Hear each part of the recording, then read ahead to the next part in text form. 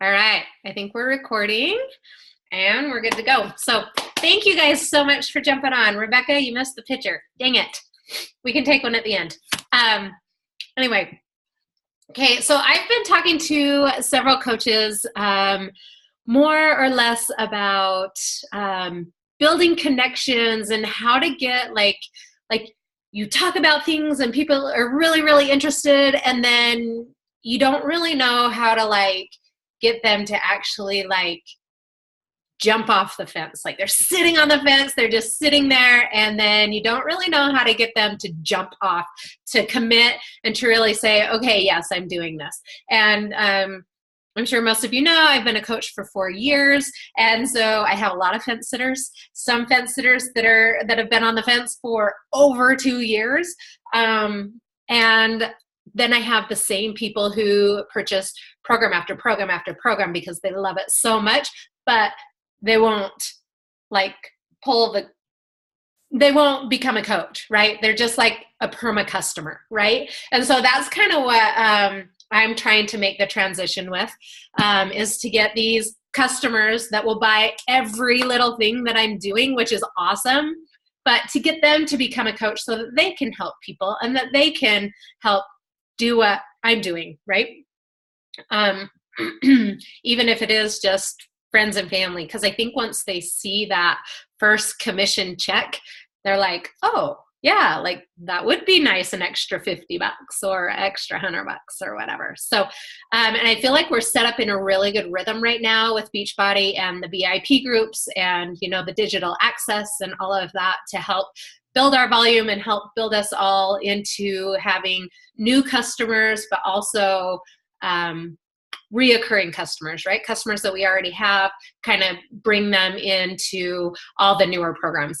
And one thing that they talked about a lot at Summit, I felt like this was touched on a lot, is that we're always looking for new people, of course, but it's almost easier to go back to our current customers and get them to re-sign up, recommit to a new program or to something for whatever reason. A lot of our old customers have fallen off the bandwagon, right? And they're probably back to where they were when we first talked to them. So go back through all of your customer lists and see where people are and see if they're interested in Lift 4. Because if they're an old customer and they haven't bought a challenge pack for, at least 6 months ago, you're going to get Success Club points for that. Plus, you're going to gain a new customer who's already somewhat familiar with everything, which is awesome. And it's so much easier to connect with somebody that already trusts you than to all of these new people, right? So if you've been a new coach, or if you're a new coach and you've only been coaching for 4 to 6 months or whatever, that's not really an option. But for those of us who have been coaching for longer than that, that is an option. You can go back through your customer lists and see. Heidi, even you signed up in December, right? You can go back and look at all your December customers or anybody that you followed up with. Hopefully you've been tracking and you have a list, and reconnect with all of those people, right? So make sure that you can, that you're tracking your people so that 6 months down the road that you can reconnect with all of these people and see where they're at. Because somehow between now and 6 months from now, we tend to lose contact a little bit. But that's a good way to be a good coach and to stay in contact with them and see how they're doing. Okay. So I really, really liked Keisha Fitzgerald and Jamie Fitzpatrick's message that they gave us at Summit. And I know some of you were there, but a few things that I took away from it that I wanted to share with you, because I actually kind of forgot about it until I started planning for this call. And then I used a couple of their little tips that they offered us at Summit. And I was like, oh my gosh, the thing that I've realized, okay, my son, the thing that I realized is that all these top coaches, they are straight and to the point. They are not fluffy. You guys you don't need to be fluffy. Sure, it's great to be sensitive to their needs, and it's great to, you have to be understanding. But when it comes to sell, don't tiptoe around them. Ask them the question.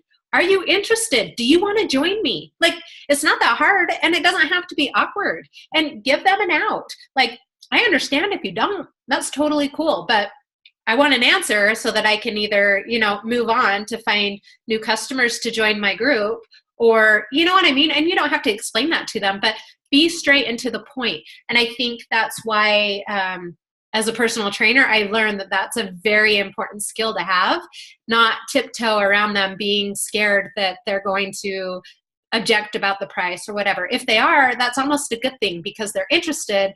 They just need to know why it costs that much, or they need to know what the value of it is. So you might have to explain it a little bit, but that's not a bad thing. They'll probably be more committed because you have to explain that, if that makes sense. So a couple different things that they, authentic connections is what they talked about. And so a few things to share on social media is share about your fitness story. So your fitness story now, where you are now, and your fitness story before Beachbody, right? So you have two. And I think everybody knows my fitness stories, right? Like, I was a personal trainer. I was working out over 2 hours a day, and I was heavier than I am now. I wasn't as toned as I am now. And now I'm doing at-home workouts. Like, I was like rolling my eyes at people who were telling me they were doing P90X at home. Like, that was ridiculous. And so I can go back and share that story. And I can say, not that I'm perfect right now, because I know I'm not. Like, I've been eating like crap the last month. And so I'm trying to pull out of that, because every summer I tried it, or I gain weight. I mean, summer's my hard time of year. Winter isn't. I'm probably opposite of most people. But so I'm trying to relay that to people, to let them know I do have a hard time of year. It's not winter. I don't get the winter blues, but I like to eat in the summer. I like ice cream. I like snow cones, right? So relaying to those people, letting them know that just because I like those things doesn't mean I have to give up on myself, right? So your fitness story then, your fitness story now, right? Those two different things. Also, your business story. Another thing that I have learned from these top coaches is that they share the coaching opportunity more than they share their challenge groups, which is something that I have never been good at, and something that I have committed to do on my page and stuff. Those are the posts that I get the least amount of interaction with, for sure. But I feel like as a team, if we see somebody post a business post, I feel like as a team, if we band together and comment something on their post, that we can get that rebooted up and more people can see that. I feel like if we work together as a team and help each other out and comment on each other's posts, especially those ones that are uncomfortable, especially those ones that we're hoping somewhere that somebody might comment and nobody does. If another coach does, at least you know it got back up to the feed one more time and maybe one more set of eyes saw it. Right? So that's one challenge that I have. And I bring this up a lot, but I feel like it's so important that we band together as a team and we help each other out, because we're all in this together. We all have the same purpose. We all want to help as many people as we can. So why not help each other out? We're a team, we're a tribe, we're here together, right? And then your personal story. And your personal story is who you are. Like, who are you? Which is sometimes a really hard question to answer for me. But who can you connect with? Like, who are you talking to? Are you talking to the Erin before Beachbody? Are you talking to the Erin now? Or are you talking to the Erin in the future of where you have built yourself and progressed to? Like, all of those different people, like, who are you talking to? And Ashley Molstead, we got to listen to her, and she was a rock star. This was in the Ignite, like it was an optional one. But she said, we are not selling Beachbody. We are not holding up a Shakeology cup and kissing it and being like, I love Shakeology. We are selling ourselves. We are selling our lifestyle. And that's another thing that I learned a lot at being a personal trainer is if they like you, they're going to come back to you. If you connect and if you jive, they're going to come back. If they don't, they're going to find somebody else or something else. They might find a gym, or they might find Weight Watchers, or but you're selling your lifestyle. So she's like, you know what? Make sure your pictures are bright. Step outside, get outside. It's summertime. There's no reason not to be outside once in a while for a picture, right? When I take my food pictures now, I go outside every single time because the lighting is so much better instead of my kitchen with orange lights. You see that one right there. It's orange or yellow. Anyway, have good lighting. And she also mentioned, like, yes, we're all moms and we all are like in the trenches, like we're with our kids, right? And we go swimming and we do all of that stuff, and that's awesome and that's fun.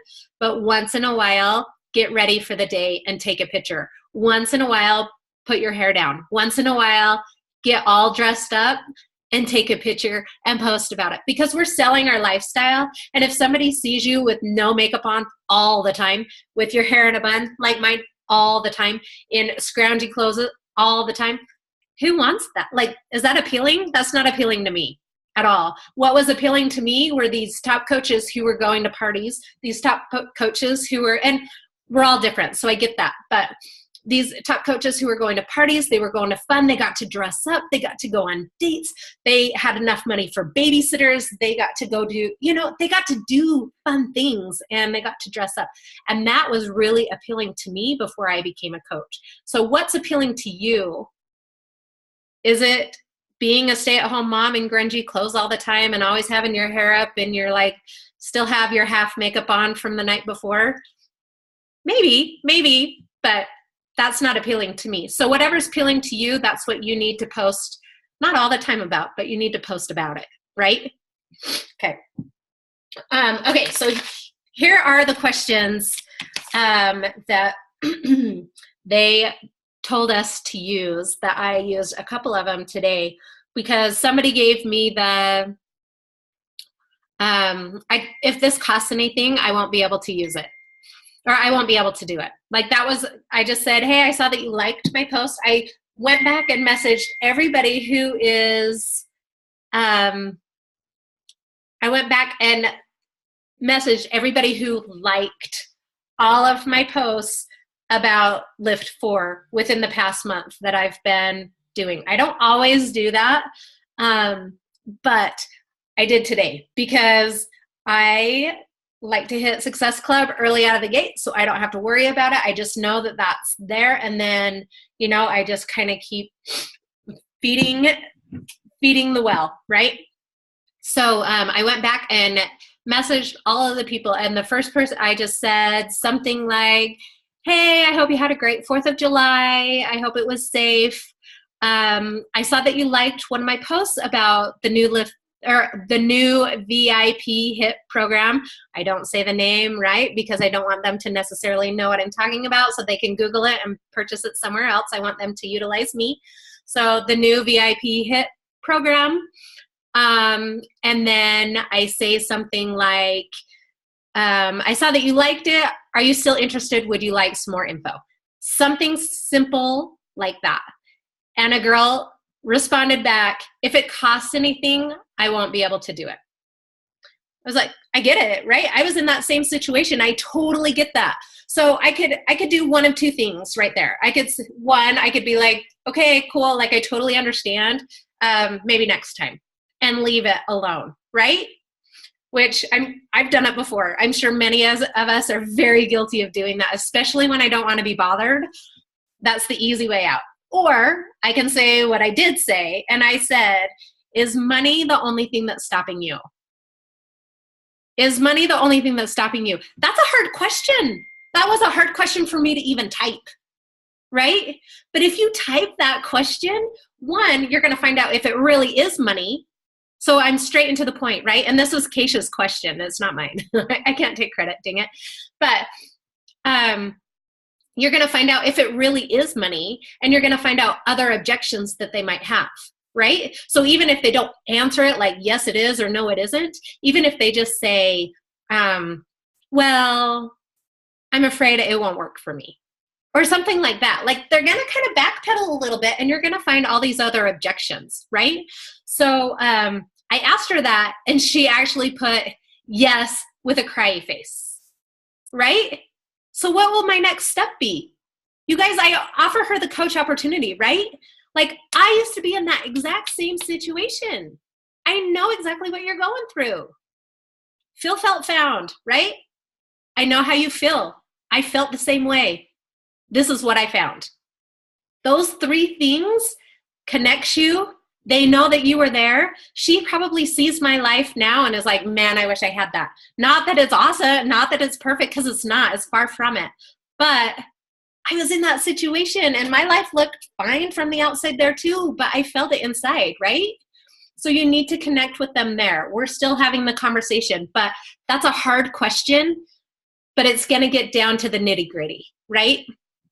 So I hope everybody wrote that question down. Is money the only thing stopping you? Because that's a huge objection, right? Whether it comes to Shakeology, whether it comes to the workout programs, whether it comes to any of that. Write that question down. Is money the only thing that's stopping you?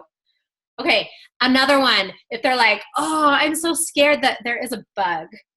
Oh, I got it. Okay, so if they're like, oh, I'm just afraid it's not going to work for me, or I don't think I'm going to have enough time, or we all get those too, right? Like, I don't have enough time, I'm a busy mom, or I've tried so many things, I just don't feel like I can put more money into something that's not going to work for me.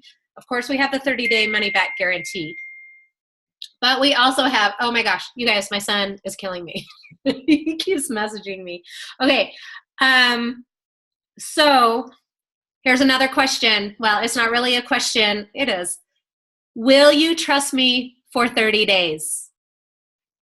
Will you trust me for 30 days? So if they're throwing you all of these like objections, like, well, I don't think I'll like Shakeology, or I don't think this is going to work for me, or all of those crazy objections, right?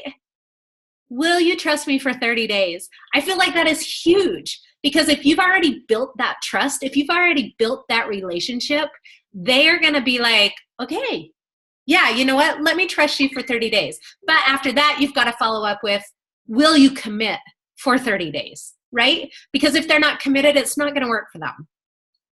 But they have to trust you for 30 days and they have to commit so that they get the results that they need to see. And then if not, you get your money back. That's fair. That's awesome. Let them trust you for 30 days. Because even if they don't see the results, because we know not everybody sees the results, right, in the first 30 days, and that's fine. But even if they don't see the results, if you have followed up with them and if you have been the coach that you wish you had, they will stay. They will stay because they love you and they know that you're willing to work with them. Even though they're not perfect, even though they go to barbecues and drink way too much, even though they go on vacation and eat too much ice cream, even though they don't get their workouts in. If you're still there and you're still encouraging them and you're still motivating them, they'll stay. Okay? One more statement that I want you guys to write down. Okay, Jennifer, you are hilarious. Do you guys see her? She's like totally moving the mattress. Okay.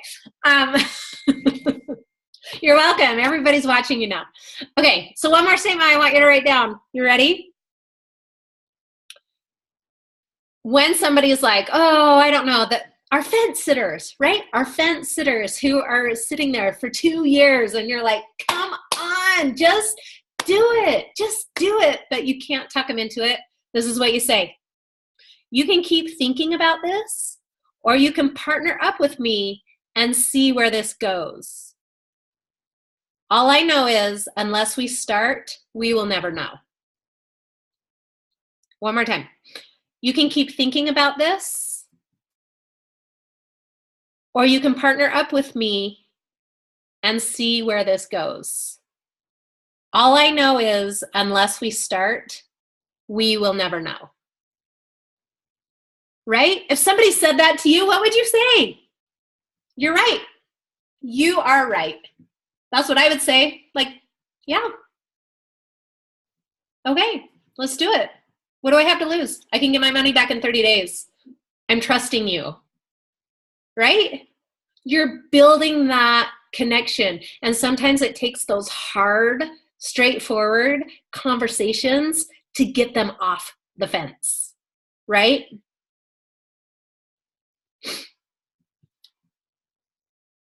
So, okay, there's one more that they said. I haven't used this one yet, but I do like it for people who are still struggling and they're not like, they can't visualize it. So maybe you need to visualize it for them. And you need to say, in 3 to 6 months, if you woke up feeling confident, happy, and engaged, would it be worth it to you? And you can throw in any other words that you want, right? Healthy, fit, 20 pounds lighter, whatever their goal is, that's what you would put in the blank. In 3 to 6 months, if you woke up feeling confident, fill in the blank, right? Confident, happy, healthy, 20 pounds lighter. If you were able to run 3 miles, whatever their goal is, would it be worth it to you? And anybody that you're talking to, they're going to say yes if they have a deep down why, if you know their why. But that's our job. We got to find their why so that we can pull at their emotional strings, right? We got to get emotional with them so that they're finally like, okay, yeah, let's do this. And those are the people that are going to trust you. Those are the people that are going to have your back because you have theirs. That's your tribe. And those are the girls who will always be there for you and who will always post on your posts when you do an action post and you already know that they're in your group, but they post in there anyway and they're like, yeah, sign me up. Those are the girls. Those are the girls we want. We want them there with us, right? Yeah. Yeah, we do. Okay, so that's all I have. 26 minutes. I told you, short and sweet. What questions? What questions do we have? Anybody? Or do you have any objections that you've gotten recently that we can kind of brainstorm together? I don't know if I would necessarily have the answer, but somebody on here might. We can kind of brainstorm it together. Yeah, I have one. Sure. So it goes hand in hand with like the money objection. I have one girl who she reached out to me, really wanted to do it. She really is into Lift 4, Beachbody on Demand. We've been talking for like 2 or 3 weeks now through Instagram stories. And then I sent her the link. She's like, yeah. I asked her questions, got the share cart ready, sent it over to her, and she really liked it. She's like, okay, I'm going to wait until payday. And then that's when she told me, actually, I'm a small business owner and I don't have the money, but I would love to do it. So please, like, tell me. And so I just told her like a follow-up date. Is that what you would do? Like, I gave her a date I'd follow up with her on. I mean, she seems very interested in everything, but then it was like about a week later, she was like, actually, that's way too much for me right now. So I don't know if it was like conversations with her family or what. What kind of business is it? Do you know? She says it's like it's not like network marketing. She said she does sort of like accounting and financials for other small businesses. So yeah. I would offer the coach opportunity and say, hey, if you're tight on money, like, I'll show you how to make it back within the first month. You've got to be willing to set aside some time. I'll show you how to make it back. You've got to be willing to work for it. Also, you'll be out. I mean, you can earn $200 to $300 extra a week if you want to, depending on, like if she's a small business, she knows how to market herself. She knows all of that stuff. So if she's willing, that's what I would do. Yeah. I'll ask her more questions for sure. What's that? Yeah, I'll definitely ask her more questions and see if it's really just the money. I liked the questions that you provided earlier. Yeah. Yeah. Is it really just the money? But also, I mean, yeah, at that point, I'd be like, look, you can, if you sign up as a coach, you can share this with your friends, because if she's super excited about the programs, she probably has family and friends that are going to be excited too, right? So you can share it with your friends. You can make commission off it, and you can earn your money back. Plus, you can write it off at the end of the year. right? So there's all of those extra things too. That's kind of how I would approach it. Does anybody else have? Erin, what about people that I know Beja's come across a couple of these people, and I've come across one or two in the 6 months that I've been coaching, but those people that have a husband that won't support them and won't let them sign up, or they're afraid to sign up because their husbands will be mad. Like, what do you say? How do you word it to those people that are just, they're literally afraid to sign up because of their husband, or their husbands are so controlling that they will not let them sign up? Like, what do you say to those people? Yeah, that's tricky. And honestly, I can't even relate because my husband is super supportive, and he's just like, whatever you want to do. Like, he believes in me. I feel sorry for those people, actually. I mean, I feel really sorry for them, but I feel like that's a really hard situation because, I mean, they're living with their husband, like, you can't be like, do it behind your back, which you'll find, like, my upline, Megan Richard, that's what she did. She bought it without her husband even knowing. And, I mean, it worked out well for her. But is that the answer for everybody? I don't think so. So I don't even know if there's really an answer for that one. I mean, keep following up, and maybe the husband, I mean, if she can keep talking to the husband, then I would, but Yeah. At Summit, one of the speakers said you should follow up with the same person 3 to 10 times. 3 to 10 times, you guys. Do you do that? No. How many's follow up one and done? I'm usually like 2 or 3 times, not, but that's not good. 10. Yeah. But 3 to 10 times. And so, I mean, that's not like 10 days in a row, right? I mean, that's over the course of a few months, but that's pretty impressive. And that's why those top coaches are as good as they are, because every time they probably unfold a new objection that they had. Right? Right. So that's pretty impressive. Anyway, so I don't really have an answer for that. Katie? Erin, I have had a couple of people come back to me with kind of similar responses.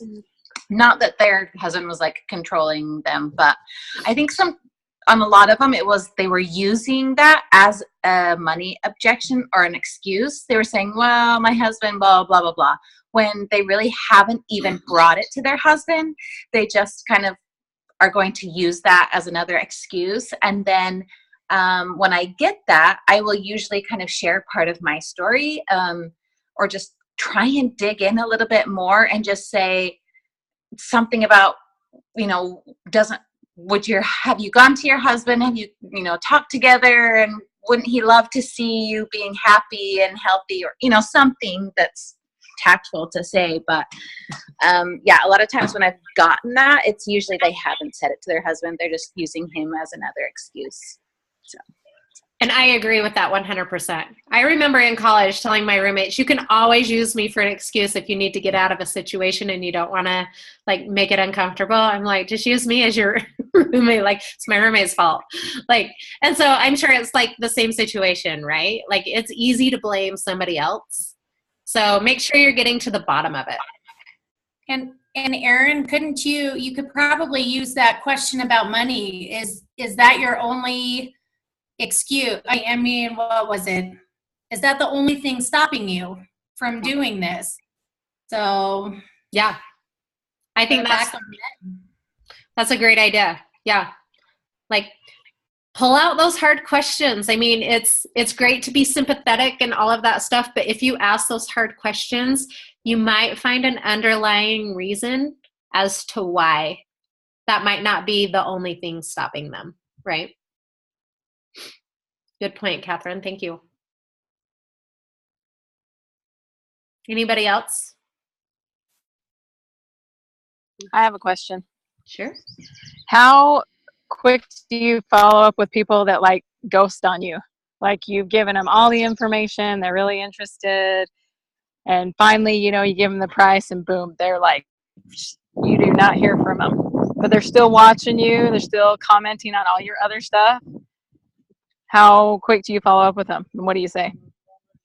I usually wait a couple days. I usually skip a day. So if I message them on Tuesday, I won't Wednesday, and then I will Thursday. And depending on the person, I've got two responses. One is, I know life is so busy. It's summer right now. Life is crazy. So I totally understand. I don't want to keep hounding you, but there's only a couple spots left. Are you still interested? So that's one. And I used that today.